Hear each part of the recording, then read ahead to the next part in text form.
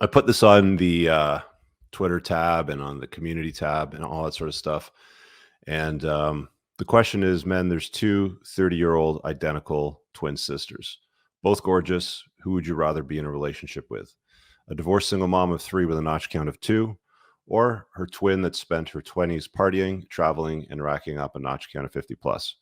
This is what most guys seem to deal with when it comes to dating, especially if they're dating about 30 plus, which happens to be most of the guys that call into my show and most of the guys watching. You're kind of left with 2 options, right? Sometimes you've got option 1, which is a combination of option 1 and 2. But I wanted to pose this just simply to get feedback from you guys on what you would pick. I wasn't sure what the answers were going to be. I was kind of surprised that most people, and the result was, let me just see if I can blow this up so you guys can see it a little bit better. The result was 61% of guys voted for a divorced single mom with a small notch count versus a single gal but with a whole bunch of notches. So men are apparently so disgusted by female promiscuity they would pick a single mom over a gal with no kids but had been with a whole bunch of guys. So I wanted to give you guys an opportunity tonight to sort of call in and feedback on this. Of course, offer a better solution. There's no third option. It's one or the other. So you need to pick one or the other, and then tell me why. And then I want you to provide me with a potential better solution as you see it, that it may exist. So let's remove that from the screen. I see I've got a few friends that are already jumping in here. I'm going to drop the join link in the live chat on YouTube, and we'll get started on this right away.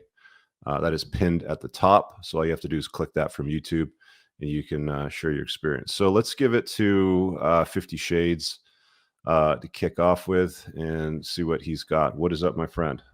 Hey, how you doing? Can you hear me? Loud and clear. So the poll question, my friend, is there's 2 identical 30-year-old twin sisters, both gorgeous. Who would you rather be in a relationship with? I'm talking long-term, not short-term, not a plate. This is a long-term relationship. She's a divorced single mom with 3 young kids, notch count of 2, or her twin that spent her 20s racking up a big notch count, partying, traveling, and has probably been with about 50 plus guys. Ouch.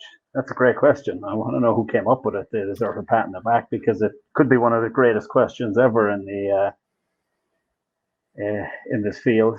Me personally, probably the mom, because the expectations of the party girl are going to be stratospheric. Okay. And is there a better solution to this? God, well, we all know what the better solution is better men. Better men would not result in this situation. I would have to agree with that. I think that if you had better options, then you wouldn't have to, would you say this is what, 80, 90, 70% of like the dating sphere out there that you normally would deal with? Well, out of these 2 options? Probably. Yeah. It's because of weaker societal males over a generational period that has, led to these situations. I'd also argue that it's because women tend to be forgiven as well for a lot of their past. They get a free pass on a lot of things in lives too, it seems.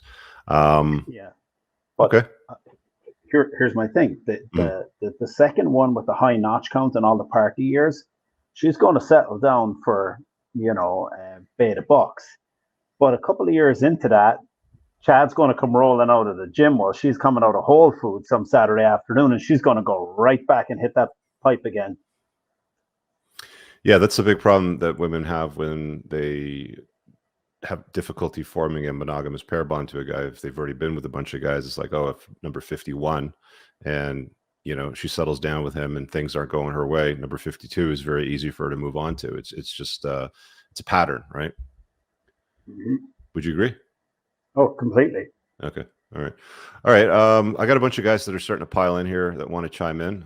50, thanks for hopping in. I appreciate you sharing some thoughts on this. All right. Let's give it to Moth. Moth's in the house. What's up? What is up? What's happening? How you doing, man?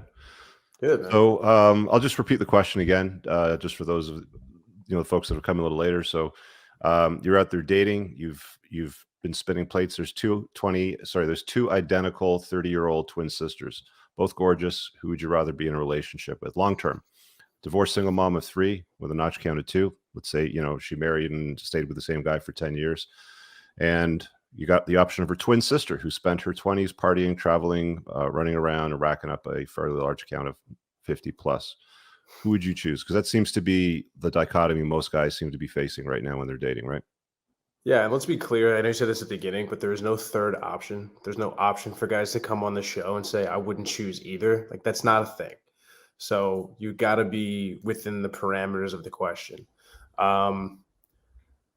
I think it's a promiscuous, childless woman, man. I mean, I think that your average chick nowadays is 100 notch count is a walk in the park for a lot of women, especially attractive ones. I made a joke earlier where I was like, some guy asked, like, well, we talk about 100 or 25. I was like, 25 basically is virginity. So let's just call it 100. But when you talk about the baggage and you talk about all the extra responsibility and all the additional headaches, it's going to be a headache either way. But I think you got to just go with the lesser of the two evils here. And I think that's just somebody that if you want to have kids, if you want to not wind up taking care of somebody else's kids, I think a promiscuous single woman is going to be the way to go. I found in my experience that, single mothers that I've run into or spoken to or maybe even had short flings with, I've always found them to be more entitled and more with higher inflated senses of egos than just a random chick who spent her 20s sport bagging, basically. And far more along the lines of, I know what I'm worth. I'm not going to settle for less. And this, Why do you that, think the that other. is? So I think it's a really good question as to why their ego is so inflated. I think it has a lot to do with they've now gotten, maybe it's because they've had their kids and they've sort of gotten past the whole beta buck side of their hypergamy, and now they're right back to looking for alpha fucks again, because they've achieved that sort of, I've had my kids, I've done what I need to do, I've reproduced, and now, but they've also, I think, more likely gone through a period where they're not with their child's father for a reason, and that reason is most likely because they left. So now they're looking at men as men are inadequate. I had a guy that I thought was going to be my forever. He's the father of my children. I have multiple men who are fathers of my children, and they turned out to not be shit. So I've gone through all these men, and I've given them my best years, and I've given them my body, and I've given them children, and they've turned out to be POSs, in her words. So I think more so they perceive a man not living up to his full expectation, because not every woman that just spends her 20 sport banging is going to think every dude she sleeps with is going to be the one. But if she's willing to have kids with this guy and she says this guy is going to be the guy, and then he turns out to be that sort of, loser in tinfoil instead of the knight in shining armor, I think there's a higher level of resentment that comes as a byproduct of that. Okay. All right. And what percentage of gals on the dating marketplace do you think fit into one of these two categories?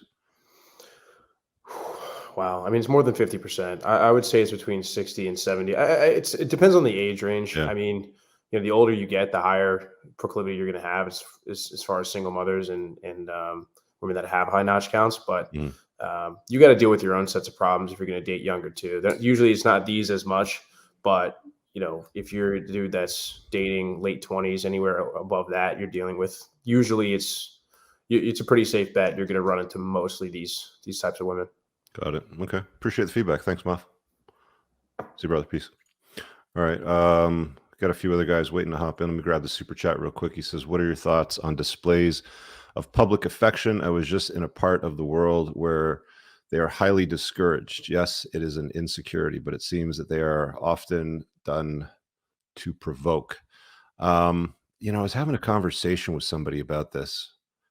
I think I could have sworn it was Jaren. where having displays of public affection is not acceptable where they were. Look, I think, when in Rome, right? If the norm where you're at has an expectation that you behave a certain way, you don't want to stand out in that regard, especially if it's not home turf. You can run into all sorts of problems when you try to, stand out and do things that are in violation of cultural norms where you're at, where you're traveling. So, your displays of affection can be done elsewhere. They don't always have to be in public, is my take. Speaking of Jaren, we got him next. Let's throw him in. Hey, buddy. Got echo. Just have to mute the show. Yep. Just muted my TV. How's it go? Here, hold on. I've got an old school stereo. Let me turn it off. No problem. Go ahead, man.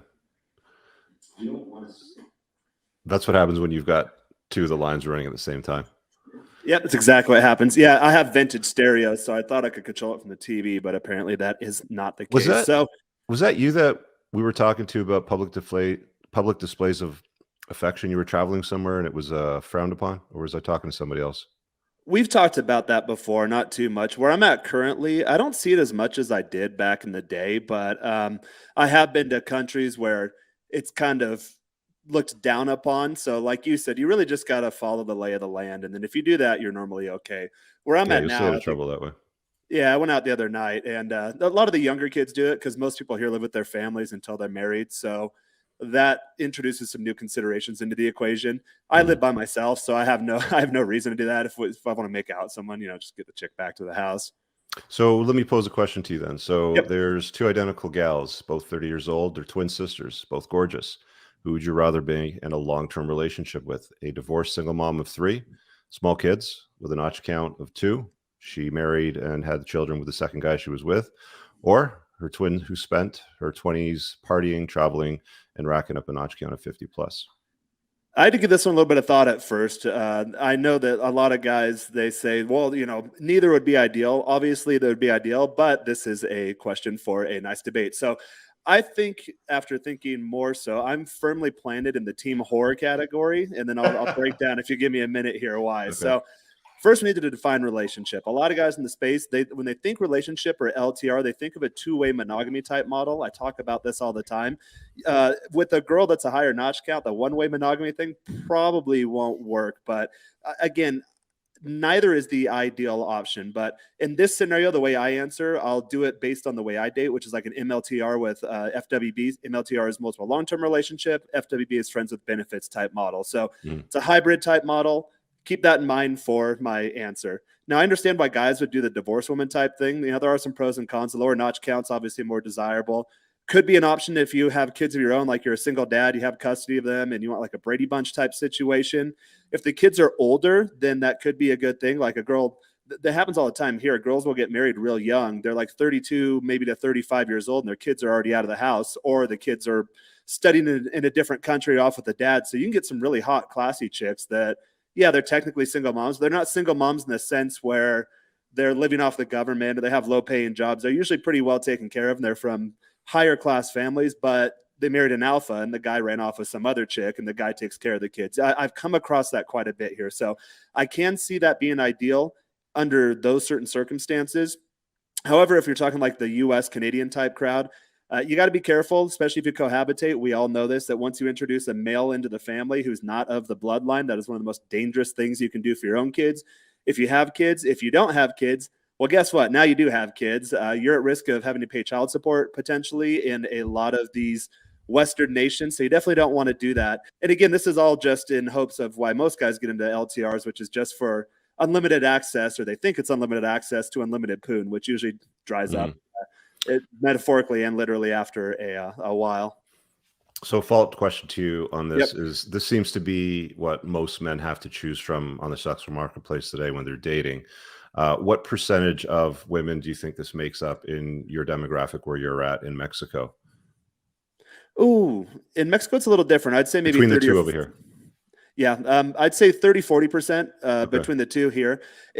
My view is kind of warped too, because I hang out in circles. I hang out with single girls. I go out in places where people are single and looking to mingle. I don't really hang out. There's a lot of conservative people here, but I'm not necessarily in those circles. So I don't go to mass every Sunday.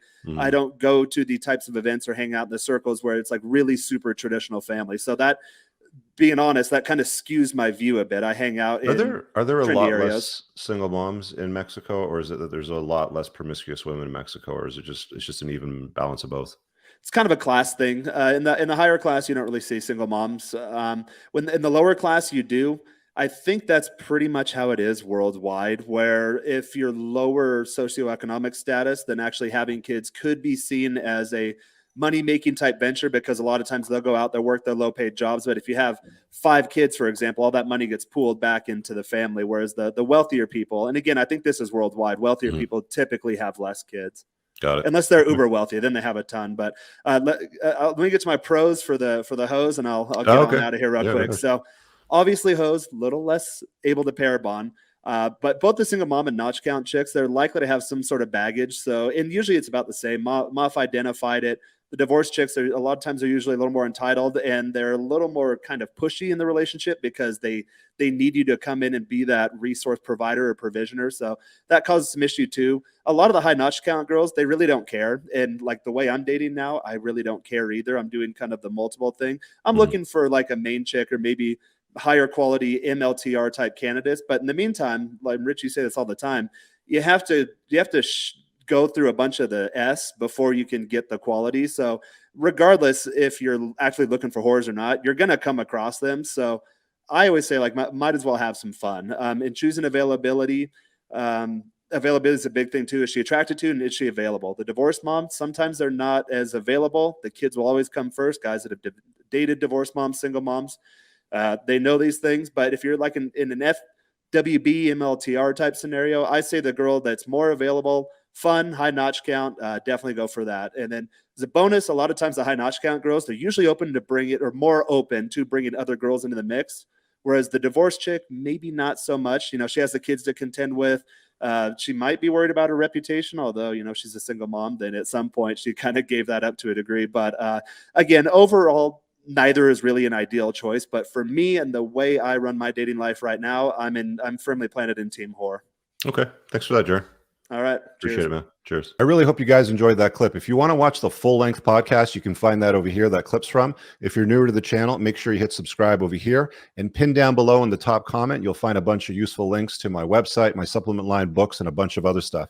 Have an amazing day. Peace out.